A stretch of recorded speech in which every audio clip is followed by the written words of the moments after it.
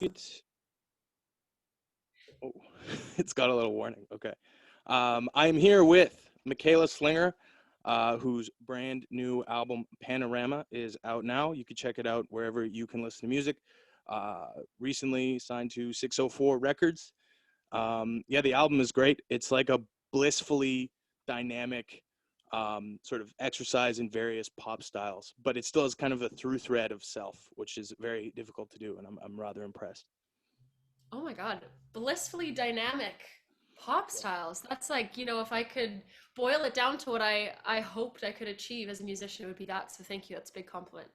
Yeah. So the hooks in particular I found very strong. So that what I wanted to know is what when you listen to music, what do you look for in like a good like good songwriting? Not necessarily a good song, but good songwriting, you know? Ooh, yeah.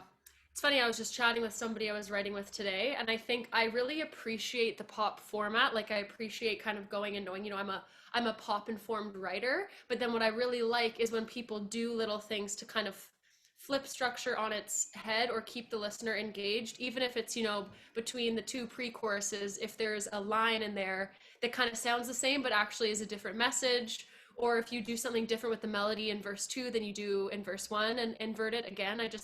I like those little, they're kind of like little pieces of treasure, for the listener to find, and keep the listener engaged throughout, even though it's only 3 minutes and 30 seconds, typically around that time frame. But there's so much you can pack in. Yeah, because I find the worst songwriting is it's a minute and a half long song stretched out to 3 minutes, right? Where it's Yes, just thousand a percent. control D duplicate. I Mm-hmm. noticed on it was the song "Long Love." Has an incredible structure in that the end of the song is suddenly like, whoa, there's something else here completely. Yeah, that one, it's so funny because I know I was just talking a lot about structure, but I didn't, when I was working with my producers, I was kind of like, are we ending on the bridge or is that actually just the chorus, but there's only one chorus and the whole song is sort of building its way up to the chorus until then? I don't know. You probably have like studied song structure more than I have, as it sounds, by your No, I great just listen. insights.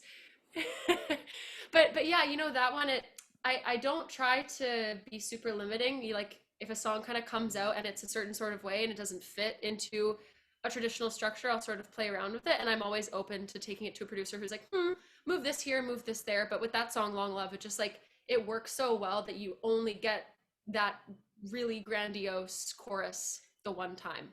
It's a big crescendo or whatever, you know. Yeah, tons of stacked vocals. Yeah, there's lots of stacked vocals on the record, which I really quite like. There are. Well, you're on top of a couple like records of some iconic older bands. Like I have my laptop stacked on my records. Like Crosby, Stills and Nash. There's ABBA. When people are like, "Oh, I hear an ABBA moment in this," I'm like, "All right, my life's done." Yeah, I heard some Perfect. album moments for sure, um, Ooh, especially on the hooks. Those big stacked chorus, vocals. It's so good. Um, thank you so much. yeah, so I'm wondering, you have these interludes with what I have gathered are your grandparents on both sides.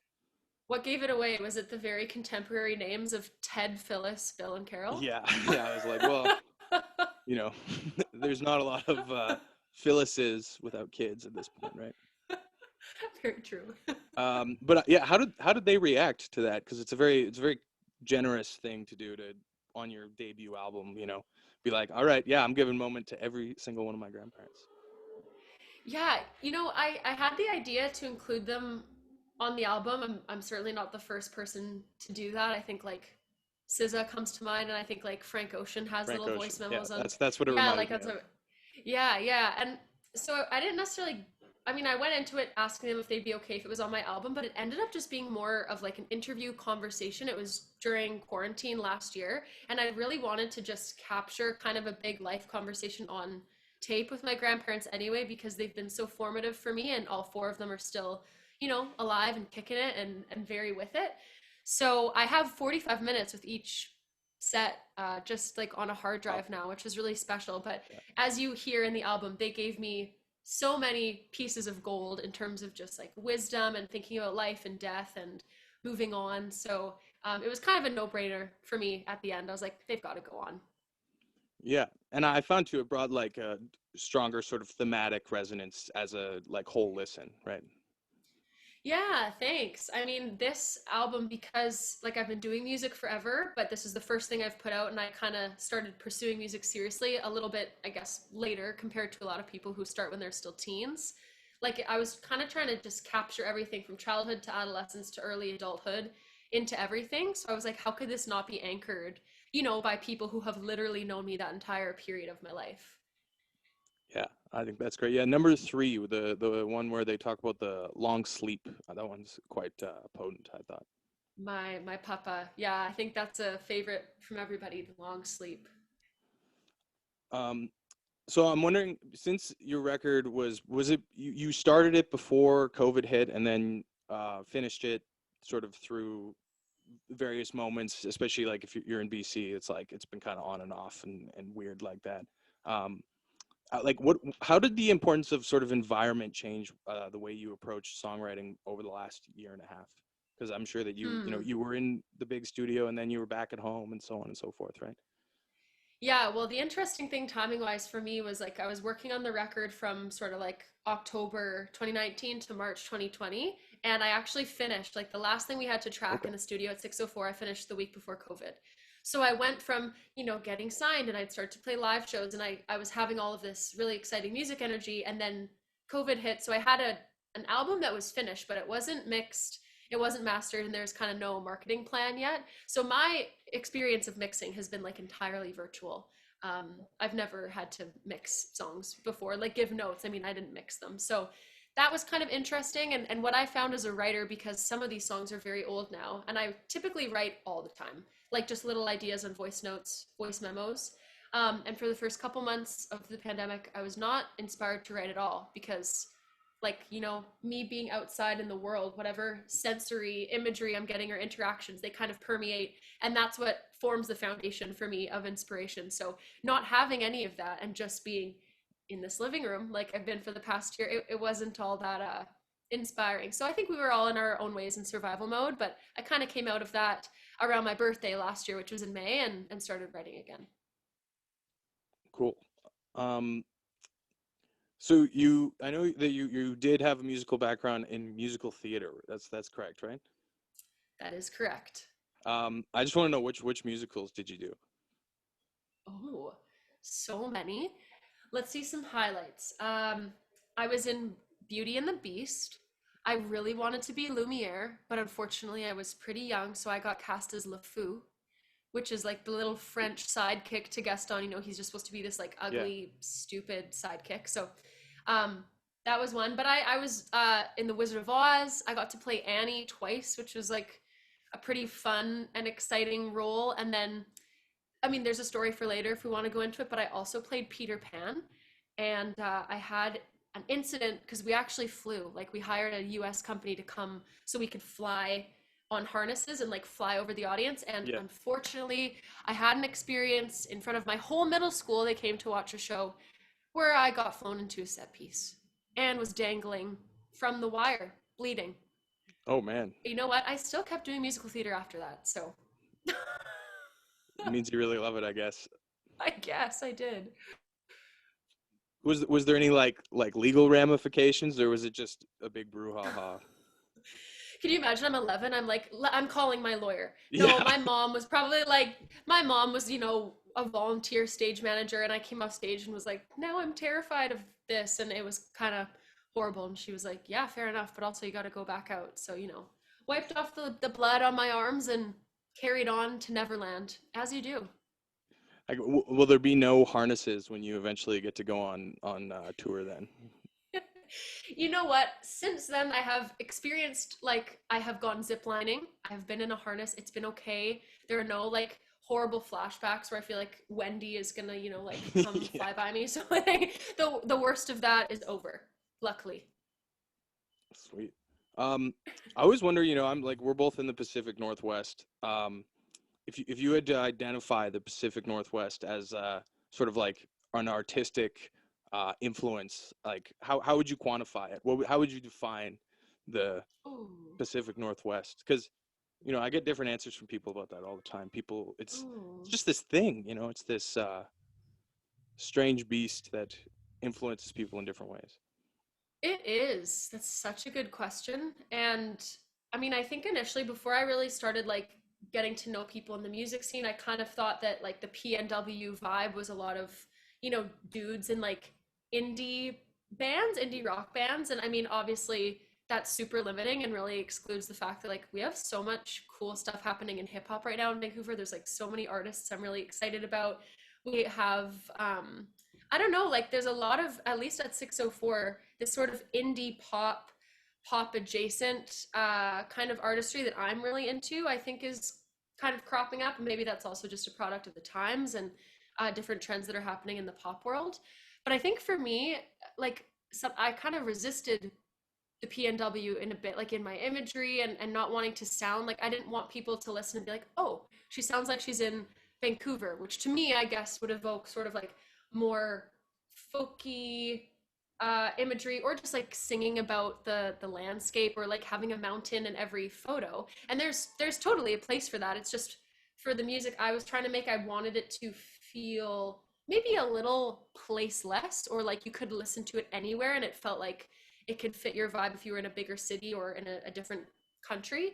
But obviously at the same time, like being here, the expansiveness and just the like range and the stacked vocals, that kind of just like, yeah, euphoric kind of like wide sound that I'm trying to chase, that I think is how the landscape and being here informs me. Because when you're out on a bike ride or out on a walk, just like, coming through a clearing and seeing like Pacific Ocean everywhere you look, there is something that makes you feel really small in a good way. Yeah. You want to channel that like big energy that the landscape gives you. Yeah, it is a very I don't know, like internationally friendly record for sure. I like when I listened to it, I didn't immediately go, oh, this is some Canadian CanCon whatever, which I'm sure. Good. Although, we love CanCon. I Yes, love CanCon CanCon. is very very good for Canadian artists. But yeah, so I guess the only song that I thought was Pacific Northwest you was my favorite song on the album, which was Swim Back to You. Ah, oh, yes. Yeah, I Thank think you. that's a great tune. It's just a great tune. Um, Thanks and so I, much. I wrote down that it struck me as like that you're well read, that you're a reader from that song in particular. It's very literary, lyrically, very like I could I could just see it. It doesn't have this. It's not very conventional lyrically at all. Um, yeah. So like, what's your experience with writing and reading and such? I'm curious what your background is in that.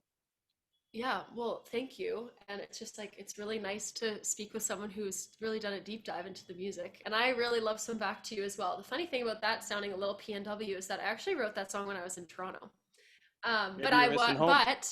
I was missing home. So that's super interesting that that kind of came through for you. But in terms of, literary influences, I got in trouble growing up because I try to read at the dinner table. So I always had my head in a book. I loved fiction. And then I think this is the story for many people who kind of go on to post-secondary, but I sort of lost that love and reading became less recreational and more purpose-driven. Like I had to read certain things and none of it was fiction. And in the past couple of years, I've definitely picked it back up. Around the time that I was writing the record, I was sort of like reading poetry, like, not diving deep into poetry, but reading poetry on its own for the first time. And honestly, over the past year during the pandemic, I've read more fiction, in like the past year than I have in so long. So I'm definitely bookworming it up right now. And I think because of that background, yeah, like I'm a really lyrical writer. I really think it's so boring to say things that have already been said. And I kind of like the idea that if you like lifted my lyrics from the song, you might be able to be like, oh, that's kind of an interesting poetic stanza, like that it could stand up on its own even if I wasn't singing it. Yeah, because I feel like there is two main approaches to writing songs, and it's one is to take something familiar and try to say it in a different way, or another way is to treat it as poetry. And I think on your record, it definitely comes across more as like it's a series of words set to music, not musical words. Do you know what I mean? I totally know what you mean, and I think that speaks to my writing process, especially for this album, which is, for the majority of the time, the way I start a song is I have a voice, like I have a note on my phone of like, oh, this couplet would be interesting to start the song, or like I have lyric ideas and they kind of have a rhythm to them, but I'm just sort of saying them into my voice memos on my phone, and then from there I'll pick up a guitar, I'll set up my keyboard and kind of figure out how to set those words to melody.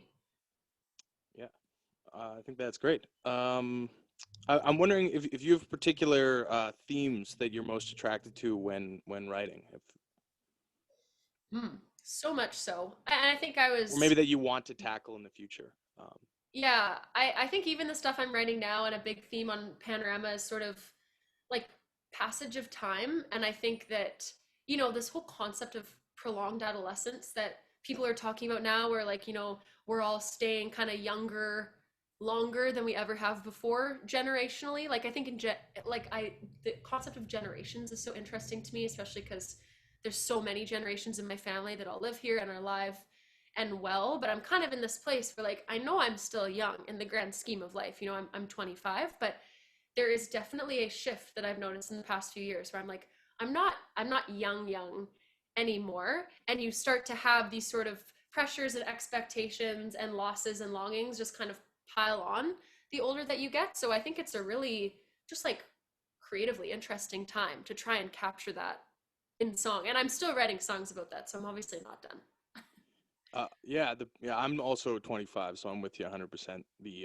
Oof, Like, yeah. is it time to pull my bootstraps up, or Yeah. you um, do you think that that's nature or nurture, if you will? Like, do you think that Mm. that's something that's sort of constructed by pressures economically, family, etc., or do you think that there's like a biological clock ticking, That's or super maybe both? interesting.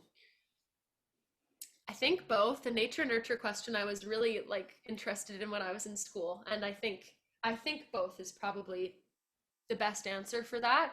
I think it's also a product of, like, in terms of nurture, it's a product of where you are, because if you're surrounded by a lot of people who graduated and then like got married and got into like full-time jobs and started a family at 21, that would certainly shift your perspective on how divergent you were from that norm. So I feel like where I'm at and in my circle and where I live, like people aren't really doing that, but then also being a musician is a little bit adjacent to what other people are doing. So it's not, I don't know, it's not super untraditional, but it's also not, I don't know, it's just an age now where when you're 18 and you are saying, oh, I'm going to pursue music, or I want to learn to fly a plane, people are like, isn't that sweet?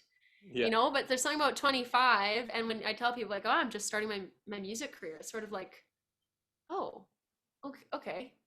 What's the other plan? yeah. Yeah, I guess yeah, especially with yeah, career sort of mentality. I think really kicks in now. Like, I don't have a career. I'm volunteering doing this right now. So God knows what. I just want to make enough money to eat and stuff. So Completely. And I also think, like, in terms of the pressures that our generation has inherited that are sort of new, is like, for the first time, I think we have been told that you can and should be able to turn what you love into a very well-paying career. Whereas my grandparents, it was like, you find a good job, you find a union job, you do it. My parents, it was like there was that thought about passion and that thought about calling, and if it aligned, great, but also I still think they were still kind of, like every generation it gets more and more a certain way. So now here we all are feeling like every moment of our day we need to be in the throes of just like passion for life, and like, oh, my true calling, my soul is crying out every work task that I get, and it's just like that just kind of sets you up for failure. If yeah, I kind of come out of my day and I'm like 70% of that was pretty awesome and I felt pretty engaged, like that's a good day. yeah, yeah. I think we are in a very like interesting generation in that regard. Like there's not a lot of money for us to make also. So I don't know. Yeah, unless you're in a couple of sectors, looking back, it's like, geez, maybe I should have learned to code. Yeah, But for real. That was one of my pandemic projects that I gave up on very uh, quickly. Was yeah, I gave up on learning to code a couple years ago. I was like, you know what? Maybe I should just change it up. This will be a great way to support myself in music. And I did a learn to code course, and I tried to like make a snowman on a thing, and I was Yeah. like, you know what? I was like, there are 8-year-olds out there right now that are building websites. Like, I'm way too behind to even start. Yeah. Well, it's one of those things like I think like in a few years there'll be too many coders or something, or our computer can do it better than anyone else can, so on and so forth, right? So Yes, exactly. That's at least what I tell myself yeah. to make myself feel better. So my last question, I always ask this is you seen any good movies lately? Yeah, I went through a real movie watching phase, I'd say a couple months ago. It sort of ended up coinciding with the Oscars, but I'm not like obsessed with the Oscars as a show in any way. But Minari was one of my favorites. It was so excellent. Yeah, I really enjoyed Minari. Yeah. So lovely. Judas and the Black Messiah. That was also just really amazing. Some of those group scenes were like incredibly powerful, kind of down that like political movie line. I also thought Trial of the Chicago Seven was excellent, especially because I'd watched Borat and then I watched that and I was like, Yeah. Sacha Baron Cohen, like what? Who are you? How can you do those two things so exquisitely in such a close, time frame? Yeah, he's a special breed of actor for sure. Really a special breed. I think those are some of the main ones that come to mind right now. Cool. Yeah, anything you want to plug or any of that? Yeah, I mean, if you haven't checked out my record yet, it's available everywhere, and I'm really excited to hopefully, fingers crossed, get on the road this fall. That's definitely a big part of my artistry is performing live, and I had only the tiniest taste of it in Vancouver before the pandemic. So, looking forward to planning and booking shows, and definitely making a trek out to the island as well. Sweet. All right, well, thanks for talking with me. I'm gonna stop recording now. Uh, Sweet.